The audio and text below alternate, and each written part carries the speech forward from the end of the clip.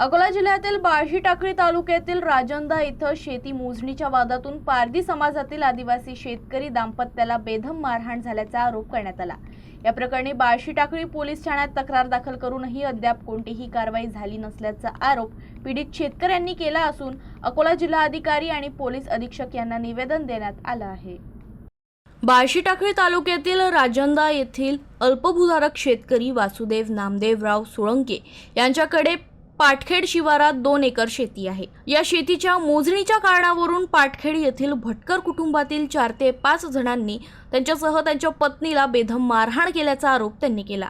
मारहाणी दरम्यान जातीवाचक शिवीगाळही करण्यात आल्याचा आरोप पीडितांनी केलाय। या प्रकरणी त्यांनी बार्शी टाकळी पोलीस ठाण्यात तक्रार दाखल केली, मात्र अद्याप कोणतीही कारवाई करण्यात आली नसल्याचा आरोप करत त्यांनी अकोला जिल्हा पोलीस अधीक्षक आणि जिल्हाधिकाऱ्यांकडे निवेदन सादर केलंय। संबंधित आरोपींवर कायद्यानुसार गुन्हा दाखल करून न्याय मिळवून द्यावा अशी मागणीही पीडित शेतकरी वासुदेव सोळंके यांनी केली आहे।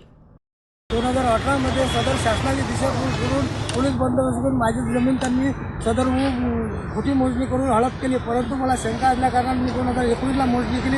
19च्या मोजणीमध्ये त्यांनी मला परत केलं नाही आणि मी 25मध्ये मोजणी करताना त्यांनी पण परत केलं नाही। आज दिनांक 3/7/2024 मध्ये मी त्या शेताची मोजणी केली पोलीस बंदोबस्तामध्ये आणि हद्द कायम करायच्या दिवशी त्यांनी सदर माझ्या आणि माझ्या पत्नीवर, माझ्या कुटुंबावर सदर प्राणघातीचा हल्ला केला।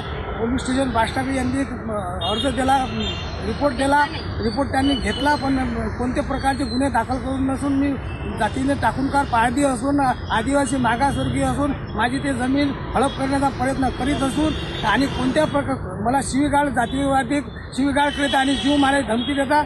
आदिवासी समाजाचे अल्पउधारक शेतकरी यांना गेल्या अनेक दिवसापासून त्या ठिकाणी शेतीच्या वादामुळे जीव मारण्याच्या धमक्या दिल्या जात आहे व या संबंधित कुटुंबावर या ठिकाणी अत्याचार चालू आहे। आमची बार्शी टाकळी पोलीस स्टेशनला विनंती आहे की तात्काळ यांच्यावर अनुसूचित जाती जमाती अत्याचार प्रतिबंधक कायद्यानुसार गुन्हा दाखल करावे आणि हा आदिवासी समाज एकटा नाही, आदिवासी समाजाला न्याय देण्याचं काम पोलीस प्रशासनाने दिलं पाहिजे हे मागणी करतो। नाहीतर या विरोधात आम्ही तीव्र आंदोलन करणार हा इशारा देतो।